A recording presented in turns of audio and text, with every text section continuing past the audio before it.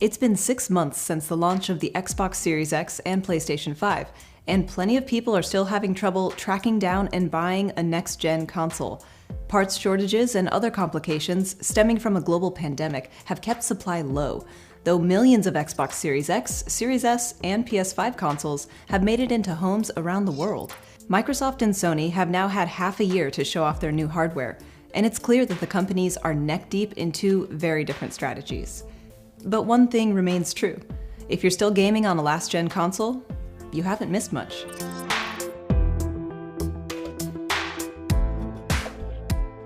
The PS5 and Xbox Series X launched with a simple promise.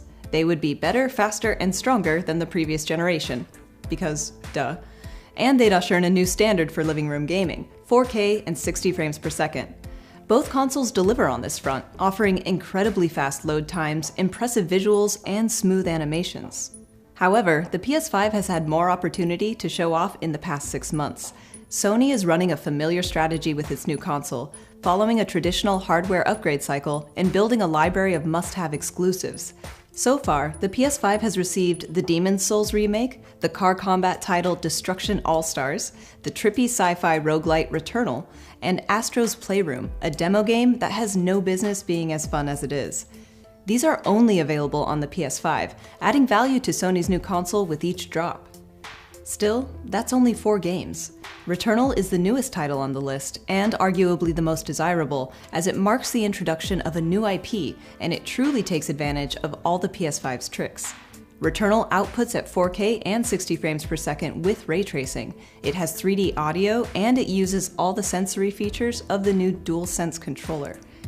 Speaking of the DualSense, Sony's new gamepad remains impressive after 6 months of near-daily use and at least one software update. It's super precise, providing haptic feedback in response to animations like raindrops, explosions, and wind, while the trigger tension changes according to which weapon you have equipped. Personally, I still adore the DualSense. Now let's talk about the Xbox Series X. There are literally 0 major exclusives on the console, and Microsoft actually had to delay its biggest release, Halo Infinite, after it became clear in early videos that it wasn't up to par for next gen. That said, the Series X shares a handful of new games with the PS5 and last-gen systems, like Assassin's Creed Valhalla and Resident Evil Village, and it actually handles cross-platform titles as well or better than the PS5. The Series X delivers on its promises of variable refresh rates and broader support for gaming at 120 frames per second. And it also has something the PS5 doesn't: expandable storage.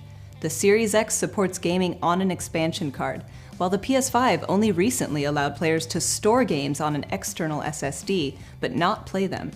This is huge, as plenty of PS5 owners have already been forced to delete downloads in order to make room for new games. But when it comes to software, the Xbox ecosystem is all about Game Pass. This is where Microsoft's strategy pivots away from Sony's. Xbox Game Pass Ultimate is a subscription service that offers access to a library of more than 150 games on Xbox consoles and PC. Plus, it unlocks EA Play, Xbox Live, and Microsoft's cloud gaming beta on mobile devices. Game Pass Ultimate costs $15 a month, and for the past year or so, these subscriptions have been boosting Microsoft's bottom line.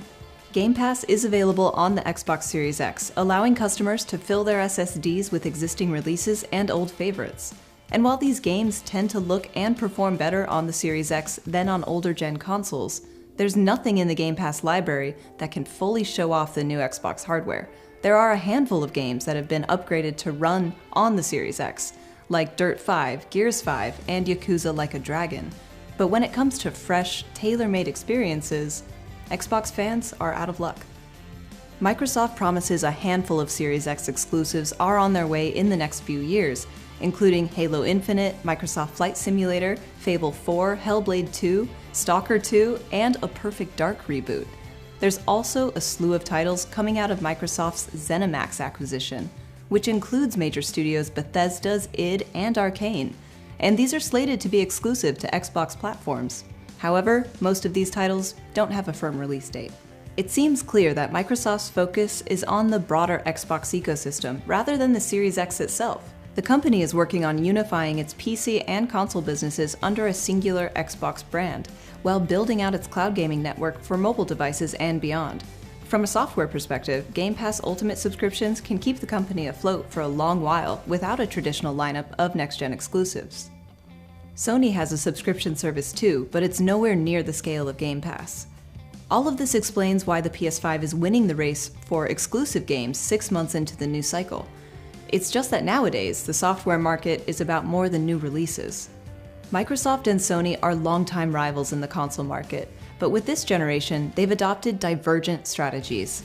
On paper, these consoles are barely even competing with each other anymore. With the Xbox Series X, Microsoft is looking outside of the console ecosystem, and with the PS5, Sony is looking inward.